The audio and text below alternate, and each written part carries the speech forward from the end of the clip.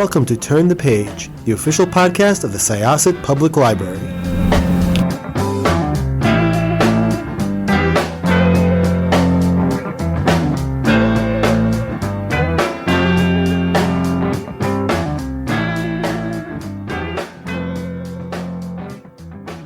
Hello, everyone. Welcome back to Turn the Page.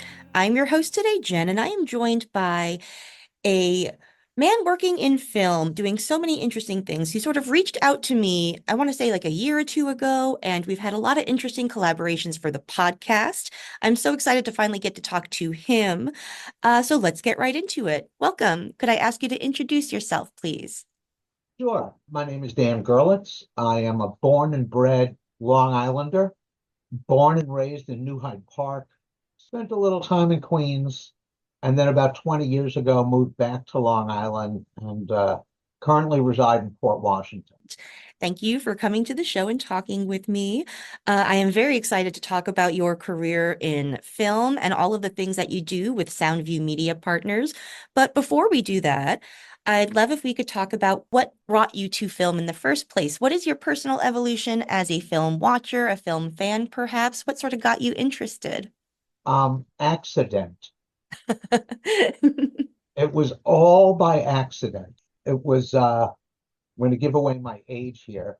It was 1984, and pardon my bad humor, but it was me and George Orwell fighting the VHS beta wars. I was actually coming out of the musical instrument world, selling some high-tech in those days, percussion systems. Prior to that, I was a musician playing in all the clubs that you may remember if you are old enough to remember them, but all around Long Island, from the OBIs to Speaks, wherever it was. And I found myself out of work. And the musical instrument business was a tough place to find a job. There weren't that many companies that were located here. And my older and wiser sister said, well, you're an ex-musician. There's only two kinds of companies that would consider you, a record company or a musical instrument company, which I had already been down that path. And I started looking for a job, and there was this ad in the New York Times, this is way before the internet, that said advertising manager needed for record and video distributor. And at the time I was living in Forest Hills. They were in Long Island City. So I called the number and I got an interview. And he asked, I'll never forget the question, do you know how to allocate co-op from the major studios to the independent video stores? And I said, yeah. And I had no idea what he was talking about. But he gave me the job. And it was at the time a distributor called Win Records and Video. It was the heyday of not even the heyday. It was the early days of the video business where there was a video store opening on every corner. And I became their advertising manager, then their director of advertising. But yeah, it was all by accident. I had no design to get into the film business. And I had graduated in 78 from CW Post with a degree in sociology. So there really was no design. So it was an accident.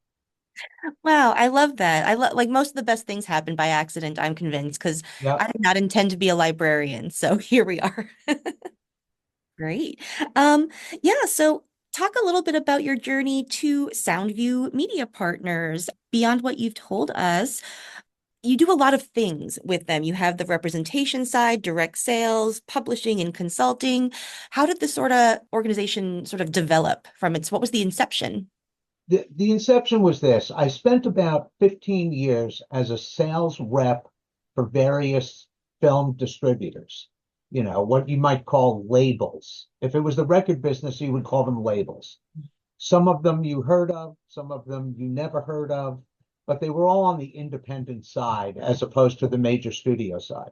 Then in the mid-90s, I sort of came in from the cold. And I became a general manager for a company called Unipix, which at the time was like a B movie company, releasing VHS to video stores, and they wanted to expand what they were doing into documentaries and other sorts of things. And I somehow got the job. Spent a couple of years there, then went to work as a GM for a foreign film boutique called Fox Lorber.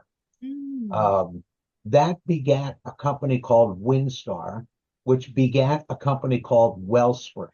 WinStar was this gigantic telecom, and they were a Wall Street baby, and things were like on the rise, I mean, really tremendous.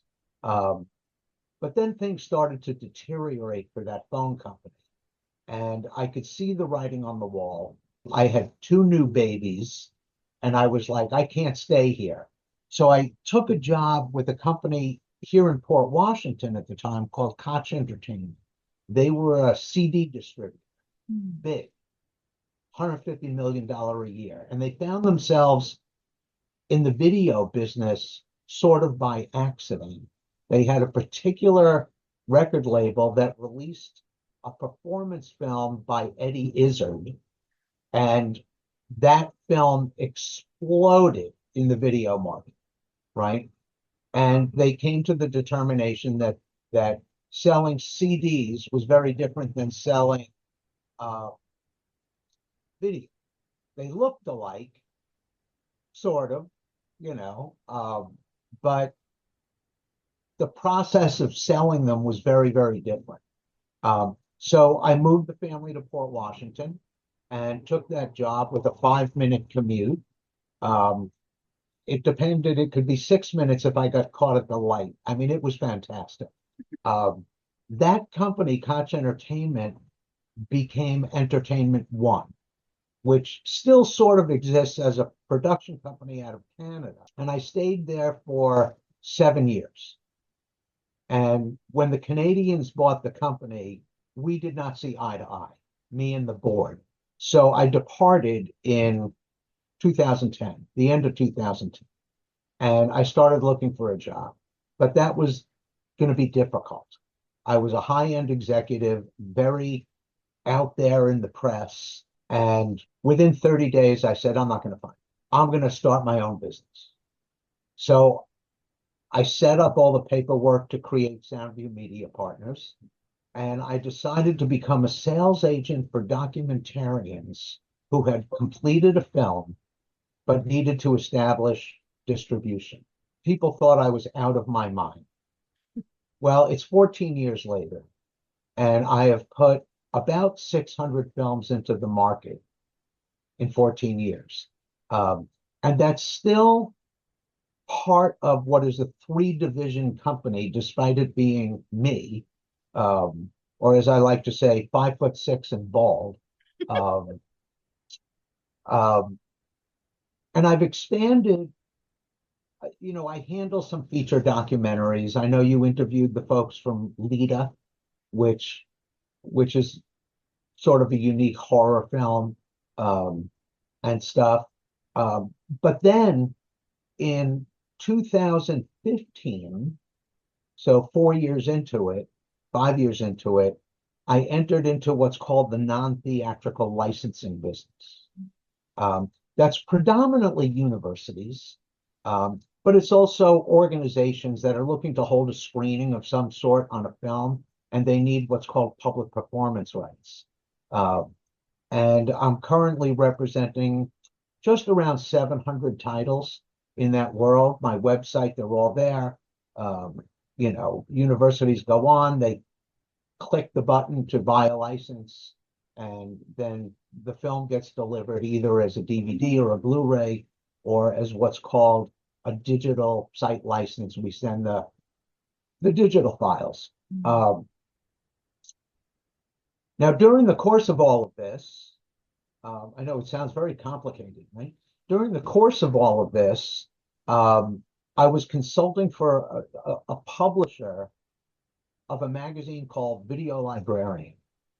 And it was a very gorgeous 8.5 by 11 glossy 80-page magazine that went out 6 times a year that targeted public library media buyers. And I told them for years, you've got to go electronic. The days are numbered, for magazines arriving in the mail that people are paying for.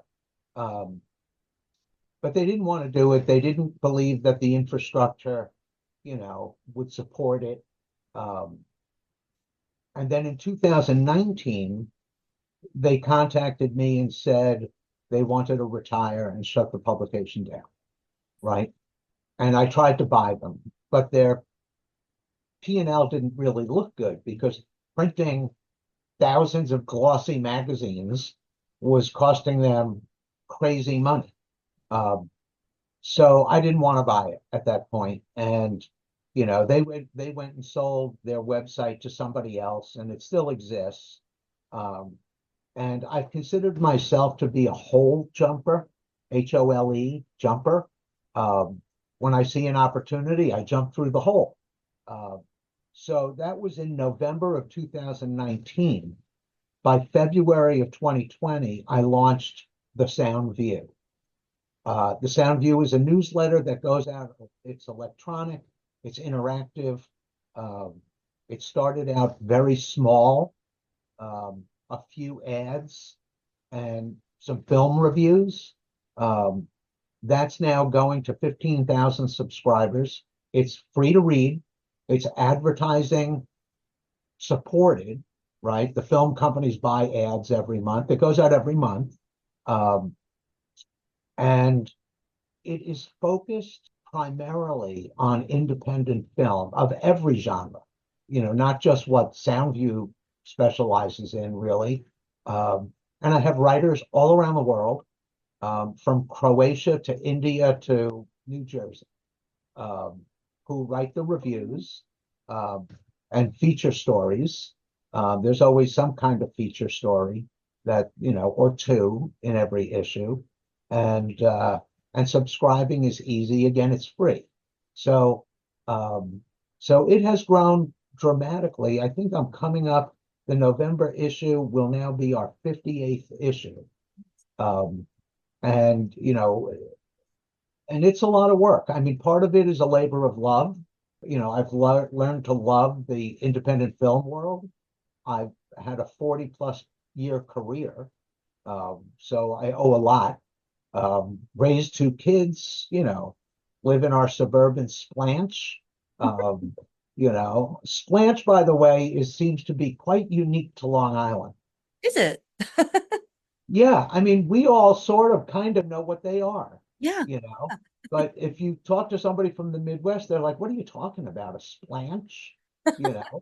Um, and and we're here.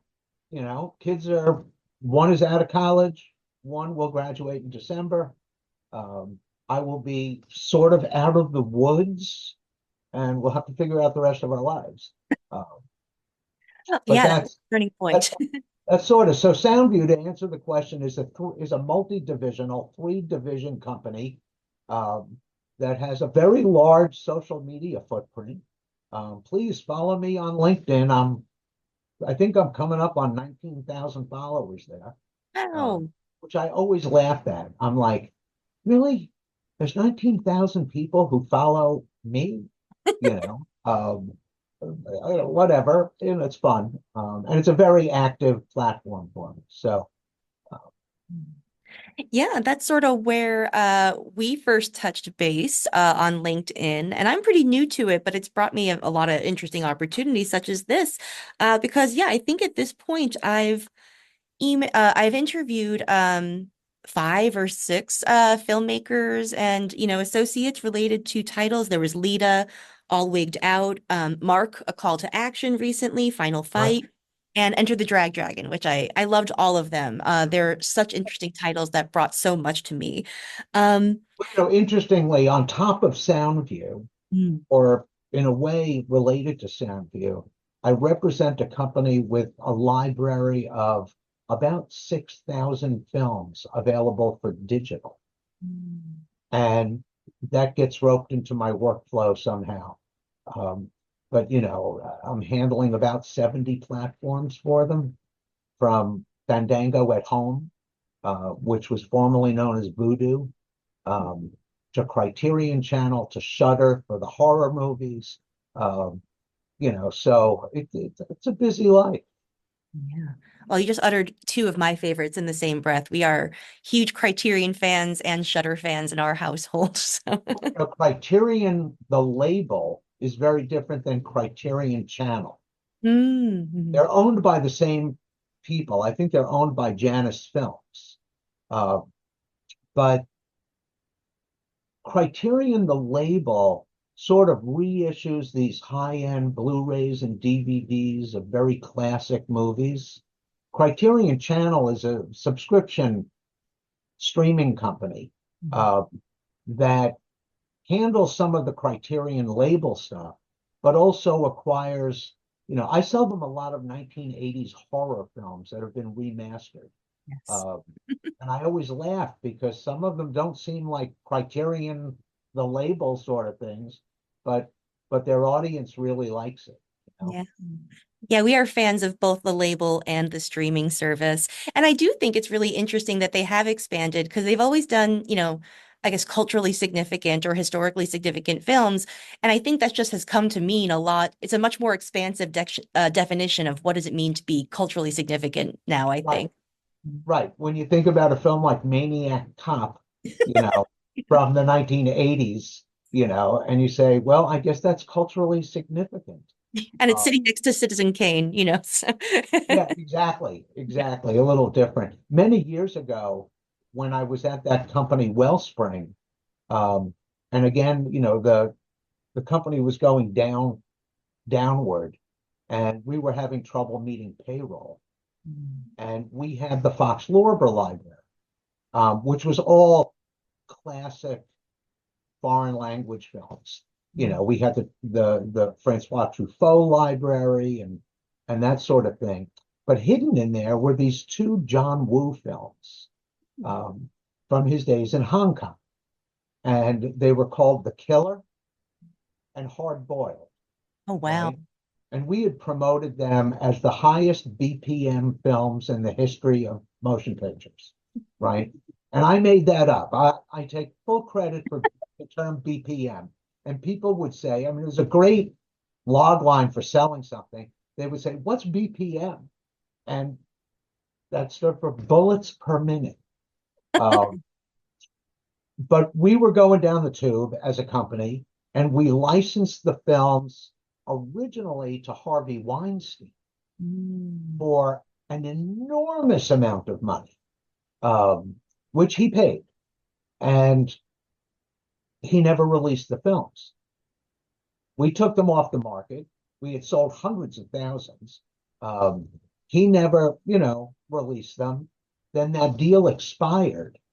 And the framework of what was left of a now sort of defunct Wellspring Media relicensed them to Criterion. But hidden over here, I have a box of each. I know nobody can see this because we're on Zoom, but these are all autographed by John Woo. Oh. And we got him into the office. He autographed them. Then we put the shrink wrap on. So the autograph is under the shrink. And they're collectible, and they were the first dual language DVDs. So when you play this, you can watch it in its original,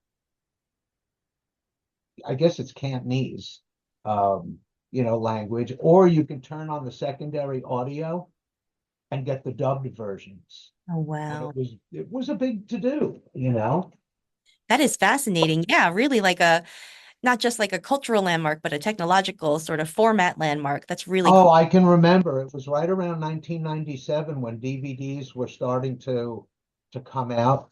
And our first release was this very unique animated film called Planetary Traveler. And it was by a guy named Jan Nickman. And it was our first DVD. And it did crazy well. And by animation, I don't mean like Bugs Bunny animation. It was traveling through the universe, with all this animated sort of graphic travel with this phenomenal soundtrack, you know.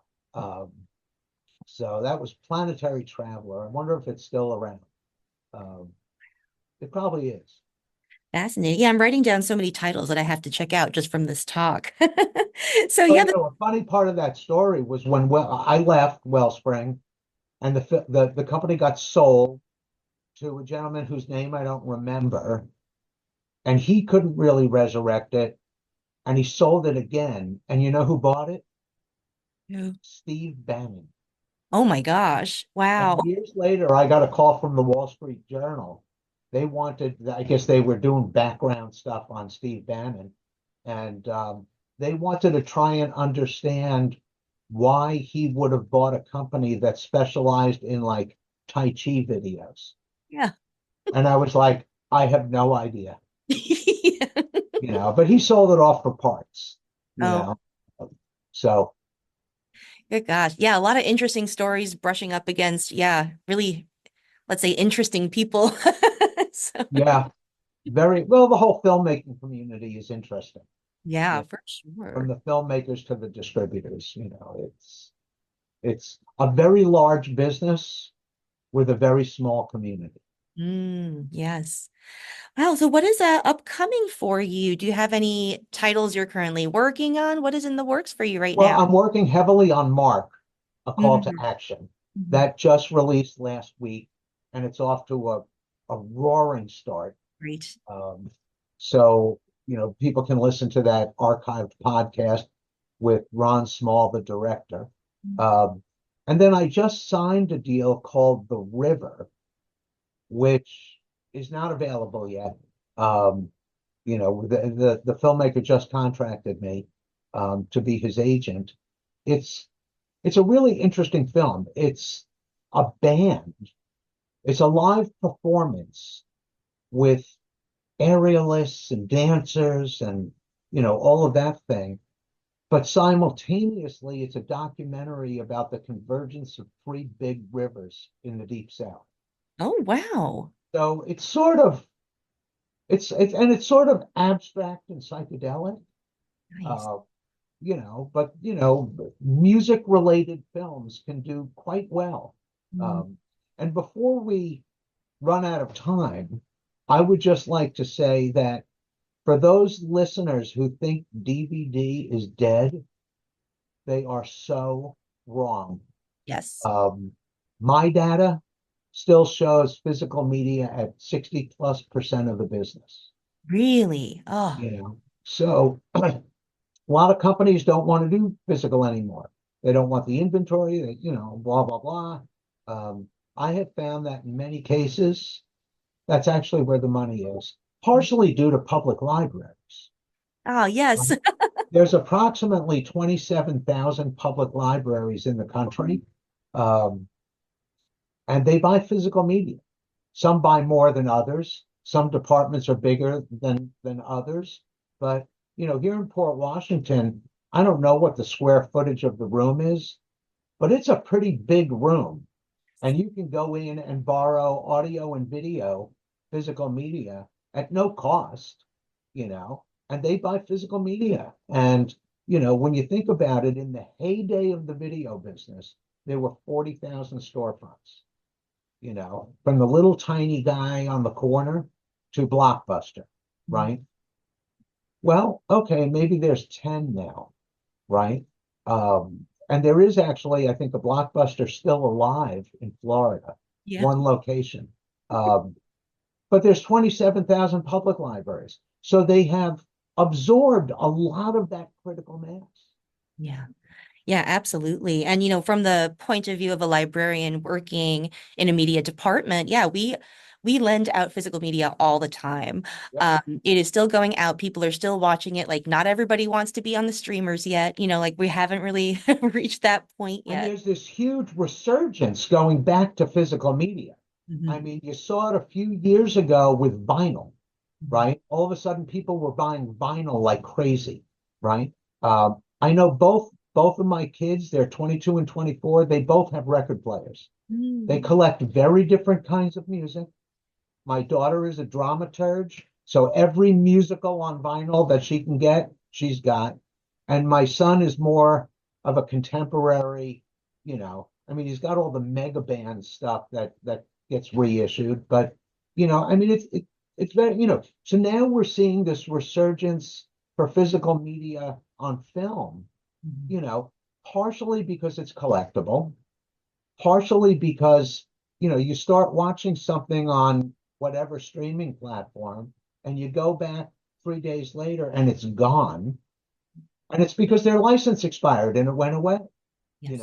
I forget, I think it's Netflix that actually tells you when you look something up, it says leaving soon, Yes. right? So it's sort of like watch it today because they're not going to be here tomorrow,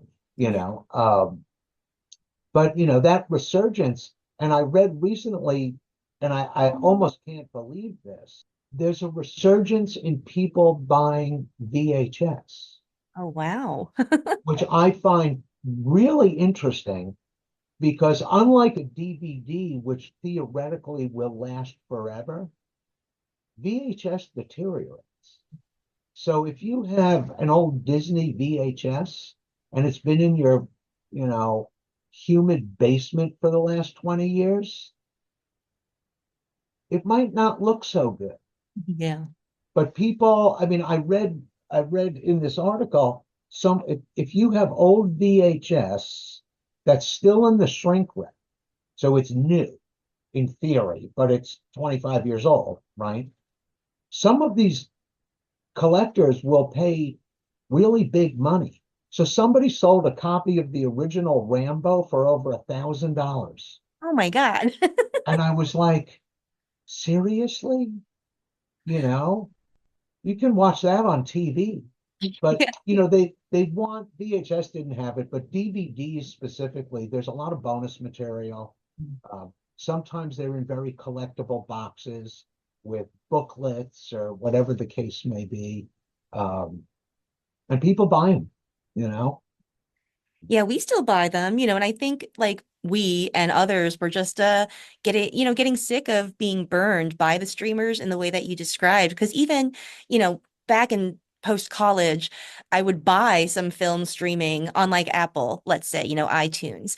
And buying it didn't really necessarily mean that you would have it forever because like there were some things that they lost licenses for and they took them away, but nobody Well, can. what's very interesting about that? There was just an article, I don't know where I read it, um, about when you buy a film from a streaming service, right?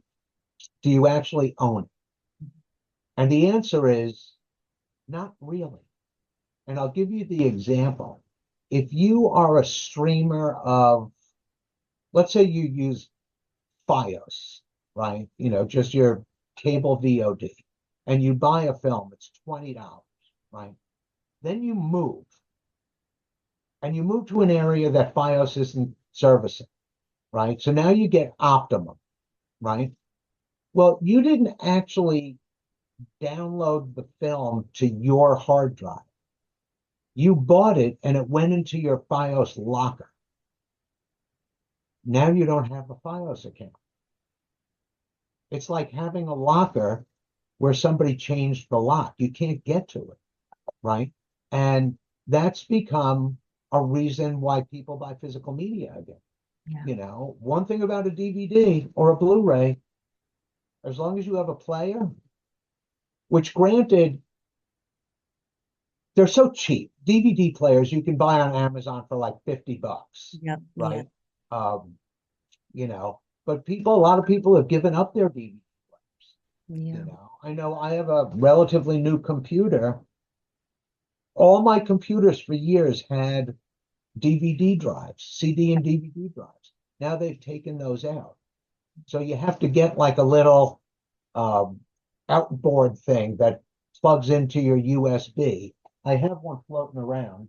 I actually have one that plays PAL and CCAM, like it's an international, so that region code thing doesn't get in the way. But I'm getting films in, I mean, not so much anymore, but filmmakers, used to send me a DVD for me to analyze and see whether I wanted to represent it. you Yeah. know. Now it's all online screeners, Vimeo sort of thing. Yeah. Wow. Yeah, it's a really interesting moment, I think. Like technology is transitioning and the industry is transitioning. So yeah, we'll all have to see where things goes. This has been so Yeah, interesting. Thank you so much for joining us. it was my pleasure. And if there's questions, root them in my direction. I'm here on Long Island all the time. All right, will do. And okay, listeners, now it's on you. I really suggest that you check out Soundview Media Partners. Sign up for the Independent Film Digest. It's such a great newsletter. I learned so much from it, and you won't regret it. Okay, everybody, thank you for joining us. It's time to close this chapter. It's time to close this chapter of Turn the Page. Join us for the next episode.